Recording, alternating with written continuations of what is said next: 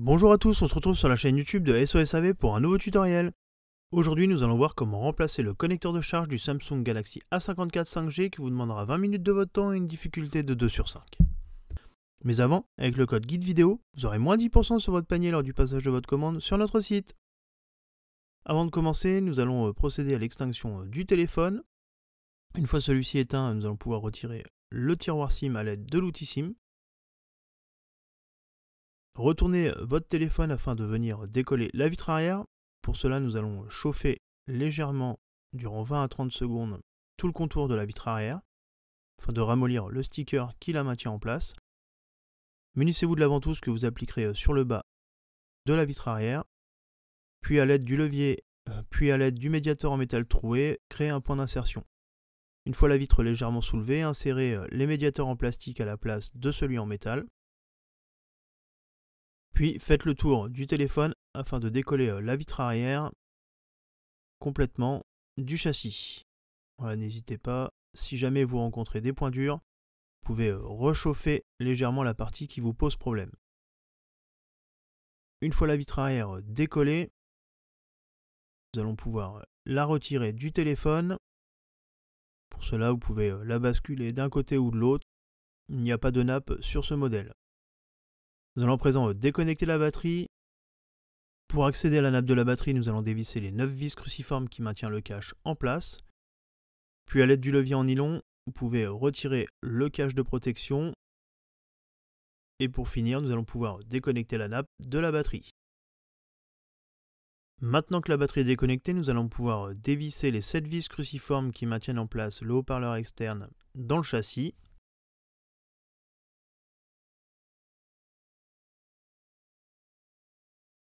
Pour finir, vous pouvez sortir le haut-parleur externe à l'aide du levier en nylon en le déclipsant par le bas. Voilà, maintenant nous avons accès au connecteur de charge, déconnecter la nappe du lecteur d'empreinte, déconnecter la nappe d'interconnexion du connecteur de charge. A l'aide de la pincette, déconnecter les câbles coaxiaux, commencez par le blanc puis le rouge. N'oubliez pas de sortir le rouge de la petite gouttière qui se trouve sur le connecteur de charge. Dévisser la vis cruciforme qui maintient en place le connecteur de charge.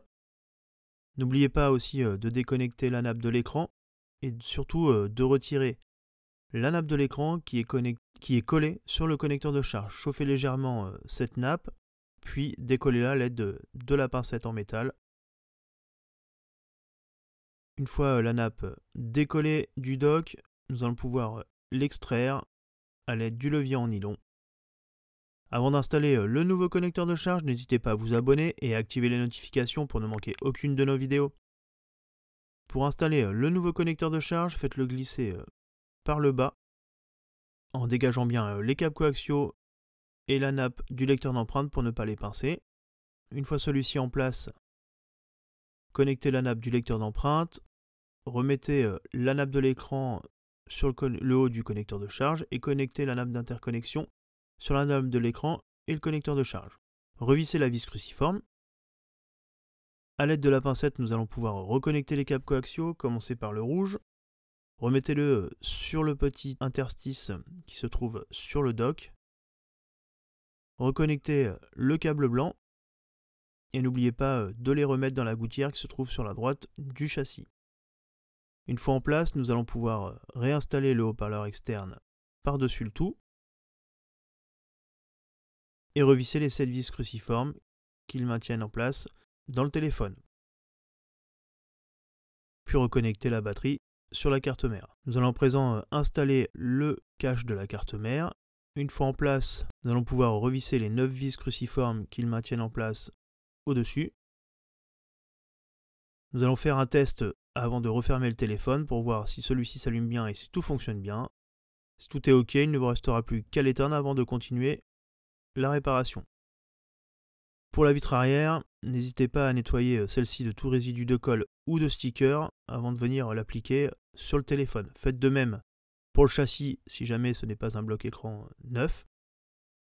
Appliquez la colle sur tout le contour du bloc écran. Il ne vous restera plus qu'à venir installer la vitre arrière sur celui-ci. Il faudra bien le mettre sous presse pendant une bonne heure avec des pincettes ou sous des livres souples avant de pouvoir utiliser votre téléphone. Une fois que la colle est sèche, n'hésitez pas à nettoyer tous les résidus de colle qui dépassent avec une petite lingette d'alcool. Réinsérez le tiroir SIM, il ne vous restera plus qu'à allumer et profiter de votre téléphone. Le tutoriel est maintenant terminé, retrouvez-nous sur nos différents réseaux sociaux et à bientôt sur la chaîne YouTube de SOS AV.